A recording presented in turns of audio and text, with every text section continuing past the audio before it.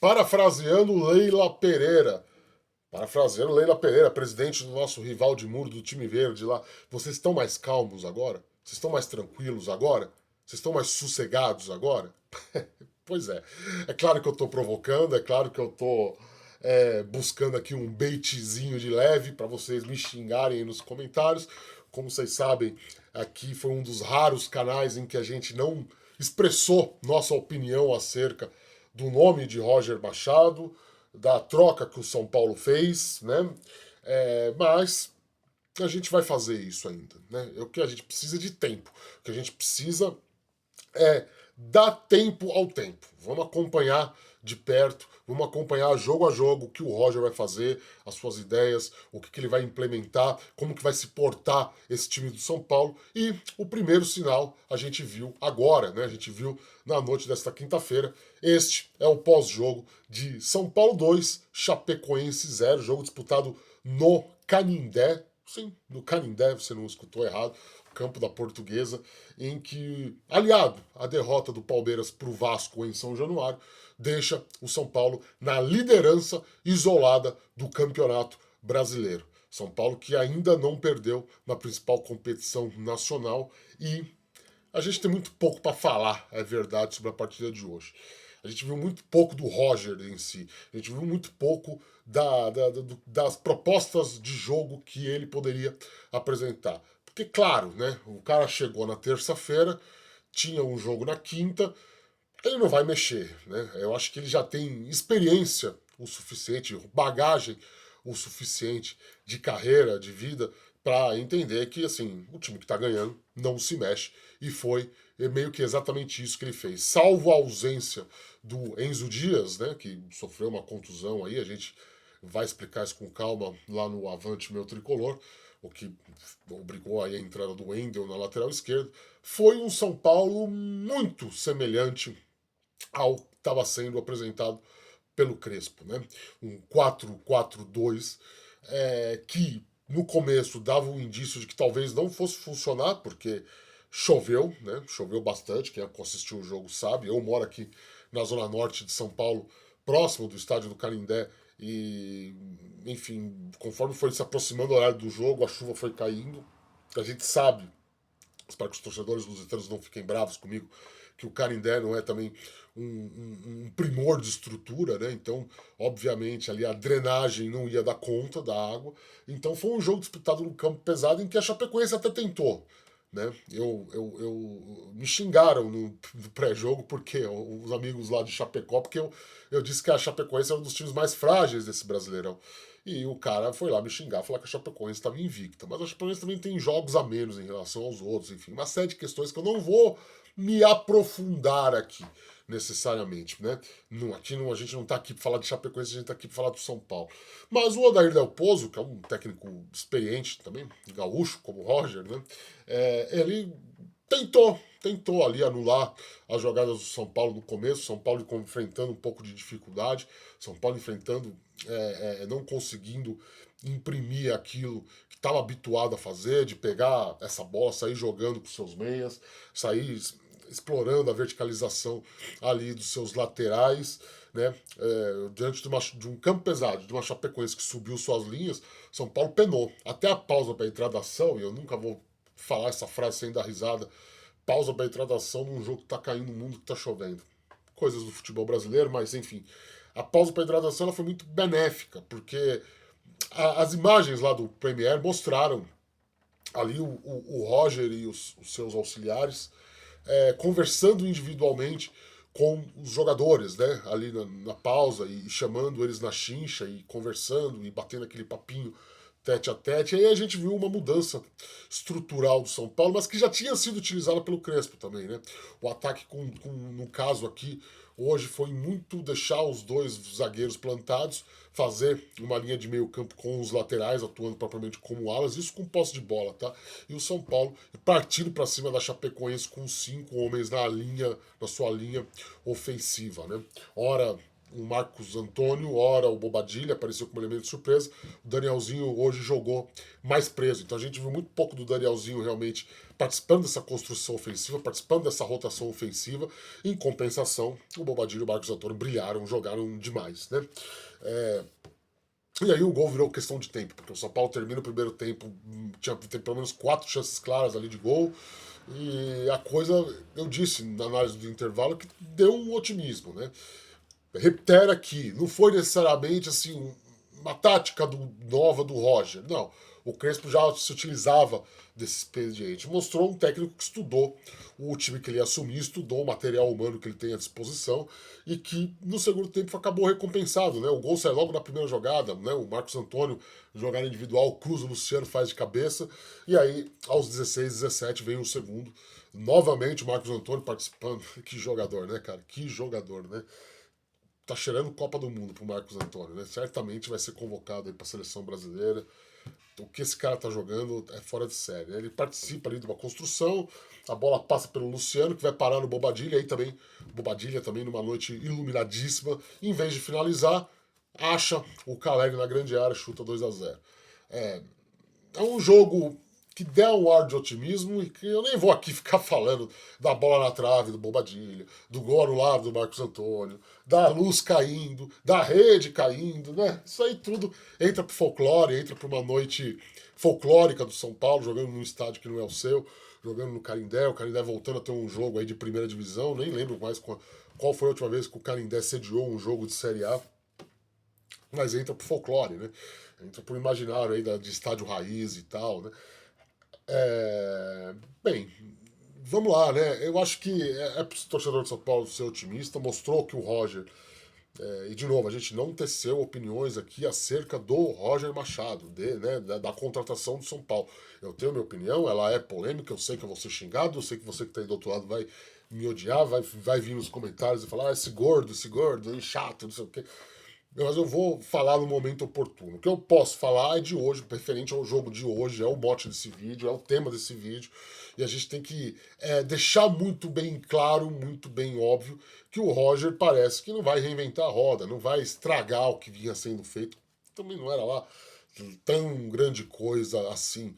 É sempre o óbvio, é sempre o básico. O Crespo também, e agora o Roger, né? É só fazer o óbvio, é só fazer o básico. Só não inventar Luan de volante, é só não inventar Rigoni de lateral direito, é só não escalar a porcaria do Jandrei. É só fazer isso. É só fazer isso, porque a gente repete aqui, o São Paulo tem jogadores diferenciados. O São Paulo tem jogadores acima da média. O São Paulo tem o Marcos Antônio voando, tem o Danielzinho voando, tem o Bobadilha voando, tem o Luciano voando, tem o Lucas que reencontrou o ótimo futebol que jogou em 2023 e principalmente tem o Caleri, melhor centroavante de atividade do futebol brasileiro. Não precisa inventar a porcaria da roda. É só fazer o básico. É só fazer o básico. É só administrar a carga física desses jogadores. É só saber quando o momento está difícil, de encontrar soluções que não necessariamente passam por substituições, mas passam, acima de tudo, por reestruturações técnicas, de ter leitura de jogo, de ter repertório. Né? E hoje vocês podem me xingar, se vocês estiverem bravos ainda com o Roger e o caramba, hoje o Roger mostrou o que tem. Então, cria-se o otimismo. Né? Claro, de novo, vou ponderar, né? Óbvio que o adversário não é parâmetro, mas o campo foi um adversário para o São Paulo. Né? São Paulo não está acostumado a jogar em campo pesado. São Paulo não tem time. Tirando o Caleri, que é raçudo, São Paulo tem dois laterais, tudo bem, né? Hoje jogou o Wendel ali, que fez uma boa partida, né? Mas o Lucas Ramon, propriamente dito, é um cara que gosta de carregar bastante a bola. O Danielzinho gosta de carregar a bola. O Bobadilha gosta de carregar a bola. São jogadores de velocidade e de posse de bola, de avanço com bola no pé. E um campo pesado, isso seria prejudicado. E não, São Paulo conseguiu. São Paulo conseguiu encontrar os atalhos, os trilhos ali no campo e conseguiu demonstrar a sua superioridade em relação a um adversário que, jogando em casa, tudo bem, o jogo não era no Morumbi, mas é o São Paulo mandante, tem que fazer 3 pontos. Esse é o campeonato de quem quer ser campeão. E o São Paulo está na briga para ser campeão.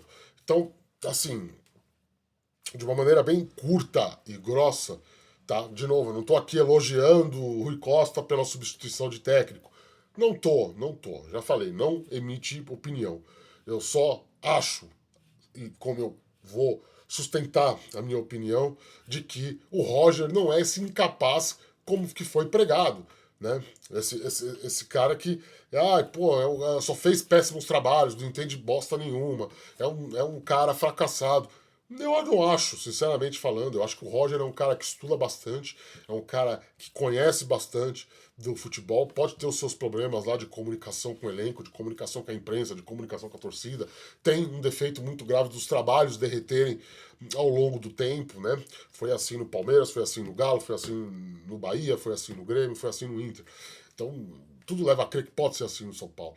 Só que a gente também tem que dar o benefício da dúvida, porque, de novo, não é um cara incapaz, não é um cara que não entende absolutamente nada. Muito pelo contrário, é um cara que entende bastante. E hoje, assim, o que ele me transmitiu no jogo de hoje foi que ele estudou bastante esse time do São Paulo. Ele sabia o que, como e quando utilizar os jogadores em determinados momentos. Então a gente viu, por exemplo, uma zaga que o Crespo foi demitido, alegando ser o setor mais preocupante, né? O São Paulo terminou o Campeonato Paulista com um saldo negativo de gols. Agora tem a melhor defesa do Brasileirão, claro, mas a gente já viu o Sabino, por exemplo, avançar muito menos. Então a gente viu pequenas coisas. É claro, repito, foi uma repetição das fórmulas propostas pelo Hernan Crespo, tá? Óbvio, é o time do Crespo ainda. Não tem o dedo. A gente só vai notar esse dedo do Roger quando ele colocar a mão na massa de fato. Em que sentido? No sentido de que quando tiver contusões, quando tiver que fazer alterações por suspensões, e aí a gente vai ver. Mas por enquanto, claro. Mas para mim, manter o que está dando certo já é algo digno de elogio. Já é um ponto positivo. Já mostra que o cara realmente estudou, que o cara sabe onde ele está pisando, sabe como a equipe vinha jogando, né? E o saldo é positivo, né? A liderança tem um peso enorme que eu sinceramente acho que óbvio que você, torcedor, está muito feliz. Óbvio que nós também, aqui da imprensa que cobrimos São Paulo, estamos muito felizes. É um momento que se tornou raro nos últimos anos. Desde 2020, o São Paulo não assumia a liderança do campeonato brasileiro. Nós estamos falando aí de 6 anos, quase, né? Então, assim, óbvio. Mas isso requer também cautelas. Cautelas, porque vão vir adversários difíceis, vão vir jogos difíceis. São Paulo não vai ser campeão brasileiro invicto. São Paulo não vai disparar a liderança. Me parece muito óbvio, muito claro isso. Então, você que está aí do outro lado, claro, feliz, otimista e que cada jogo um jogo. Cada jogo um jogo. Nessa primeira prova de fogo, o Roger mostra que efetivamente estudou o time do São Paulo, sabia como o time do São Paulo jogava, sabia como os jogadores eram utilizados pelo Crespo, sabia a forma como o Crespo extraía o melhor desempenho de cada um, a melhor sistematização tática do time dentro de campo e meio que repetiu esses padrões, repetiu essa padronagem. É um mérito. Vamos ver até agora para frente, né? Daqui para frente, né? Tem o Bragantino no domingo, fora de casa, e eu acho que tá aí. Não poderia ter começado com, com, de uma maneira melhor, de uma forma melhor e mais otimista, né? É, para realmente, pelo menos, tá? Eu não quero aqui ser cagador de regra, fiscal de conduta alheia. Você faz o que você quiser, entendeu? Eu só sou um bosta dando opinião aqui. Mas vamos maneirar um pouco, tá? O Roger não é o culpado. O Roger não puxou o tapete do Crespo. Foi uma decisão da diretoria. Né? E repito, ele foi tratado de uma maneira como se ele fosse um incapaz completo, e ele não é. Acho que o mínimo de conhecimento desse objeto que é futebol, desse objeto de trabalho dele, que é campo, que é bola, que é lidar com o ser humano, que é lidar com o jogador, ele sabe fazer. Então, assim, vamos ver. Eu acho que ele merece esse benefício da dúvida. Tá bem? Bem, vídeo de pós-jogo assim, corrido, nem me apresentei. Meu nome é Rafael Emiliano. Fique à vontade, estirar avante meu tricolor, visite nossa cozinha, links das nossas redes sociais estão todos aí na descrição do vídeo. Se inscreve aqui no canal, deixa o like, por favor, ajuda bastante a gente isso. E se você quiser, e se você puder, vai estar o nosso Pix aí na descrição do vídeo, você ajuda financeiramente, ou você já vira membro aqui do canal, menos de R$ 10 por mês, ó. mais barato que uma cerveja, e você já colabora bastante para que esse projeto de jornalismo independente continue crescendo. Se tiver os hypes aí, também gasta com a gente aí. Por favor, ajude a imprensa independente segmentada que tanto sofre, tanto é perseguida.